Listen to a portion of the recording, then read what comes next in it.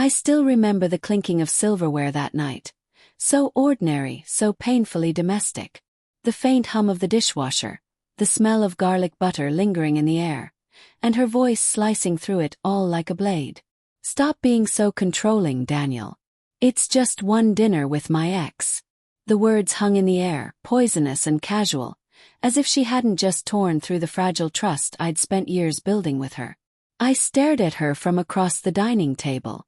Her fork hovered midair, a single piece of pasta dangling, her tone laced with irritation.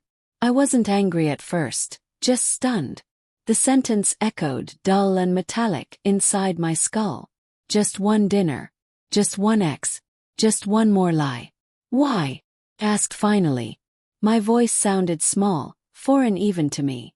"Why do you need to have dinner with him?"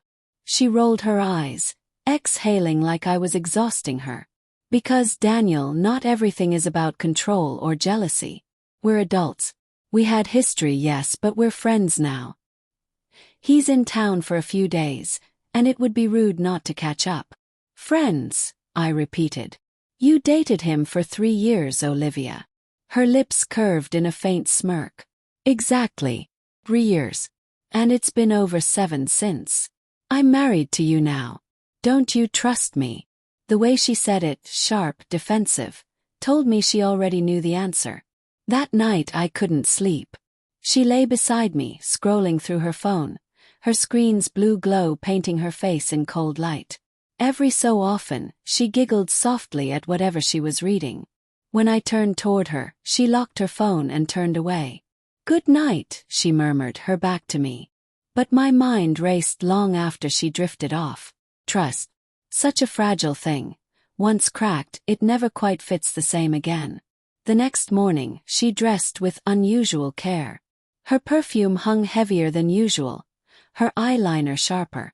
I watched from the doorway as she adjusted her blouse in the mirror. "You look nice," I said carefully.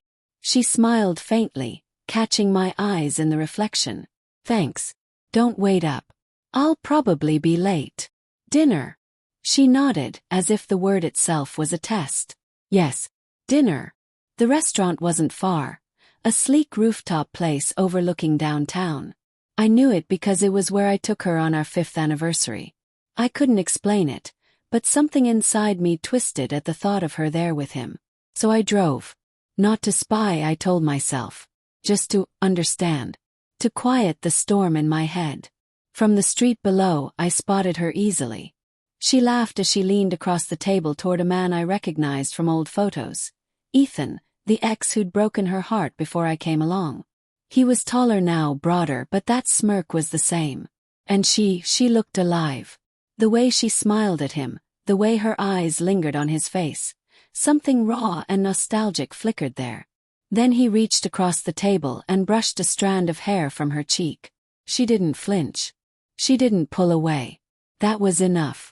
I turned, my pulse thundering, and drove home.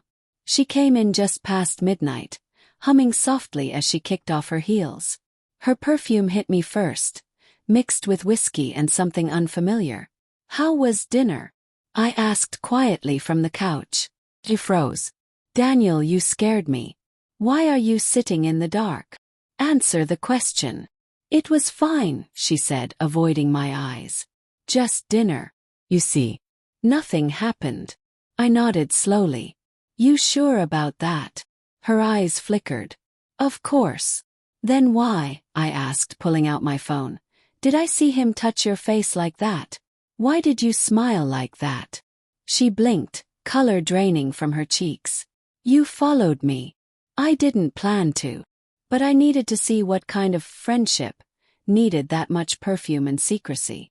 Her expression hardened, voice sharp like glass. "You had no right to follow me. You're paranoid, Daniel. This is exactly what I mean. You're suffocating me." "Understood." "And you're lying to me." Silence stretched between us, thick and brittle. Finally, she whispered. "It was nothing." He got emotional. "We just talked about old times. That's all." But her voice trembled, and for the first time, I saw something in her eyes. Guilt. Days turned into weeks. She grew distant. The small things changed first. The goodnight kisses, the morning texts, the casual laughter. Then the bigger things. Late nights at work. Unanswered calls.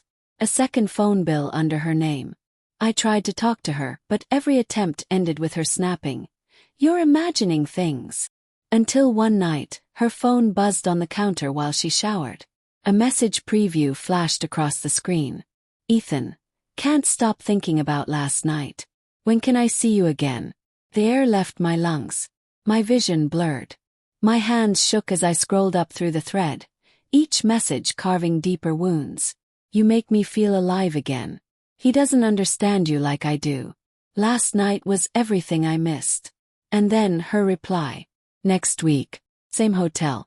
When she came out wrapped in a towel, I was waiting. She froze when she saw the phone in my hand. Her face went white. "Daniel, I can explain." "No," I said softly. "You can't. Please, it's not what you think. You cheated, Olivia." Tears welled in her eyes. "It just happened. I didn't plan it." He reminded me of who I was before everything got so predictable. "So what am I to you?" My voice cracked. "Predictable." She stepped closer, reaching for me, but I stepped back. "I never meant to hurt you," she whispered. "I was lost." "Then stay lost," I said quietly. I didn't yell. I didn't throw things. Instead, I spent the next few days in silence. I contacted a lawyer, moved half our savings into a separate account, and packed her things neatly into boxes. When she came home 3 nights later, she found the house dimly lit and empty, except for the note I'd left on the table. "You said it was just one dinner." Turns out it was the funeral for our marriage. Below it, I'd left a single photo, our wedding picture. Her smile in it was radiant, untouched by guilt. I'd drawn a line between us with red ink. A week later, she showed up at my office. Her eyes were swollen, makeup streaked. "Daniel, please," she pleaded. "I made a mistake. I ended it. Meant nothing. You can't just erase everything we had." I looked at her, really looked at her, and realized something had shifted. The pain was still there, yes, but the love, it was gone. "You erased it," I said quietly. "Not me." She broke down, clutching my arm. "I'll do anything. Therapy, separation. Just don't leave me like this." I gently pried her hand off. "You already left me the night you decided dinner was worth more than trust." Months later, I found out through mutual friends that Ethan had ghosted her. Apparently, he'd gotten back with his own ex. The irony wasn't lost on me. Meanwhile, I moved into a small apartment by the bay. The nights were quiet, but peaceful. I started painting again, something I'd abandoned when we married because she said it was impractical. Sometimes I still replay that moment at the dinner table. The fork midair, the flick of her eyes, the casual cruelty of her words. "Stop being so controlling, it's just one dinner." But I see it differently now. It wasn't about control. It was about respect. About knowing your worth. And as much as it hurt, losing her taught me something no promise ever could. Love without honesty isn't love at all. It's a slow, beautiful lie waiting to collapse.